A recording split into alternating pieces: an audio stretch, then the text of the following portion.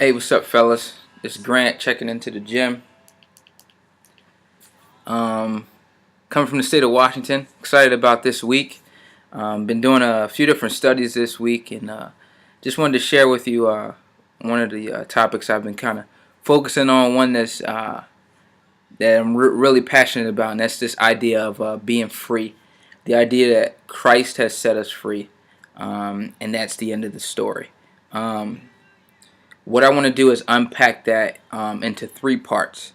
The first part I want to talk about is being free as a state of mind, your current state is as a believer. You are delivered and free from sin, and there's nothing that changes that.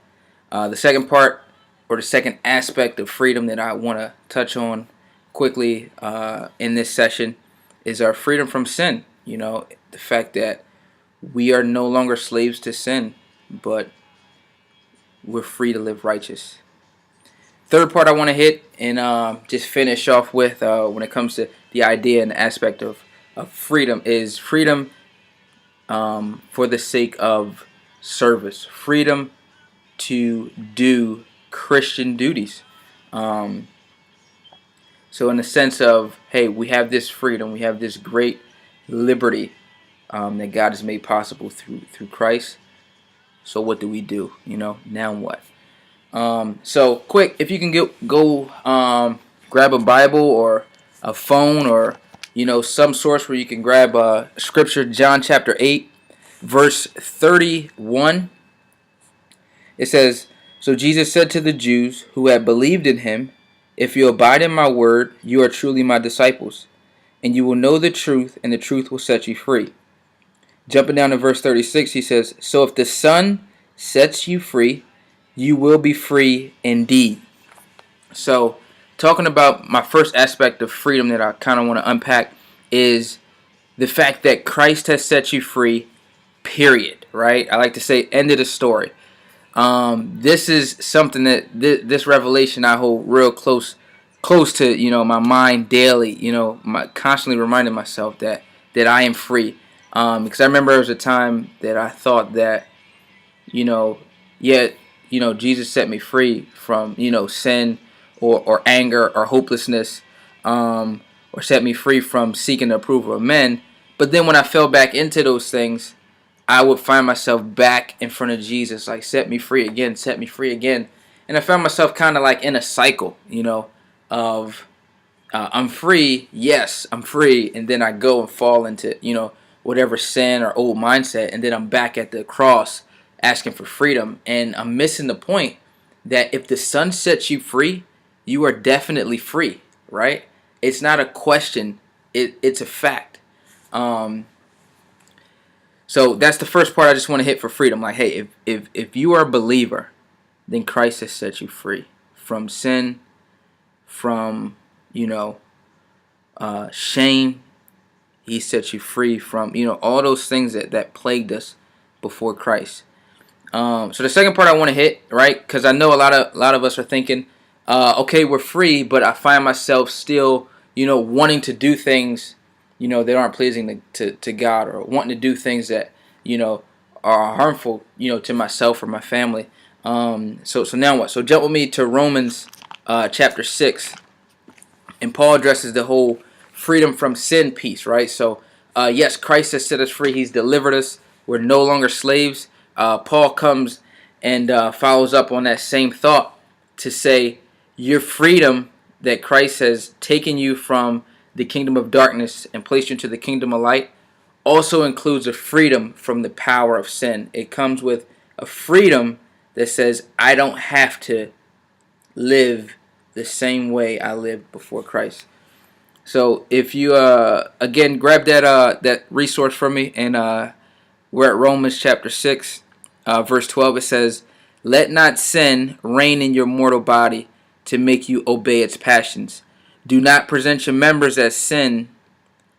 Do not present your members to sin as instruments for unrighteousness, but present yourselves to God as those who have been brought from death to life, and your members to God as instruments for righteousness." Okay, we're talking about a major change here, right? This delivery, this freedom, this liberty that God has given us, it literally includes going from a place of death to a place of life, right? So as to say, since that's happened, don't present or use your body, right? Your body, your mind, your emotions, and present them to unrighteousness. Don't present them to sin, but instead use them to do righteousness. Use them and yield them to the Lord, right? So the backdrop behind this idea of presenting our bodies to righteousness and not to unrighteousness is the fact that the power of sin we're no longer under, right? The shackles have been broken. The deliverance that Christ has given us in salvation, the freedom and liberty that we get to experience is a liberty that says, I don't have to sin. I don't have to do the same things I used to do. I don't have to walk in hopelessness. I don't have to walk in shame. I don't have to thrive after the approval of men. I don't have to, be a slave to lust or greed or laziness. I'm not a slave to those things. I'm not a slave to pride. But I've been set free from these sins, from these evils. I don't have to live by those passions. That's the second aspect of freedom. First one, hey, is a state in being Christ has delivered you. Even if I fall into, those things that I used to do, it doesn't change the fact that Christ has set me free. The second part, freedom from sin. Hey, I don't have to live like that. I can live righteous for the Lord by his power and by his grace, only because he set me free. The third part, right, that I want to hit real quick, Galatians chapter 5. It says, if you jump down to verse 13, Paul says, for you were called to freedom, brothers. Only do not use your freedom as an opportunity for the flesh, but through love serve one another. So here it is, right? So we got this beautiful picture of freedom, right? Whereas we've been totally delivered. We don't have to sin, right? We don't have to live by the passions of our lust, right? And now it says, hey, use your freedom to serve people, right? Now you are free to go and do. You are free to live. You are free to serve. I don't have to be under the bondage of greed that prevents me from giving. I don't have to be under the bondage of pride that prevents me from serving. I've been free. I can do, right?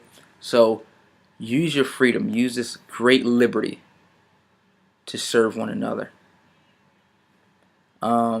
So I'm wrapping it up there. Just a closing thought, because I could talk about this for days. The great freedom, the great liberty. Think about a slave who's set free. Part of the problem with being under slavery, again, we're talking like humans enslaving humans, is when a slave is set free, there's a tendency to still act like a slave. There's a tendency to still do what you did even though you're free now. So don't be the slave that's been set free. The shackles have been removed, and you're pleading to the master to set you free. The master, the son, has set you free. You're definitely free. So let us not act like we're in bondage, and let us do service to others. Let's serve each other with this great freedom. So be encouraged, be inspired and motivated, and be challenged to live totally free. This is the G.Y.M. We're signing off. See you next week.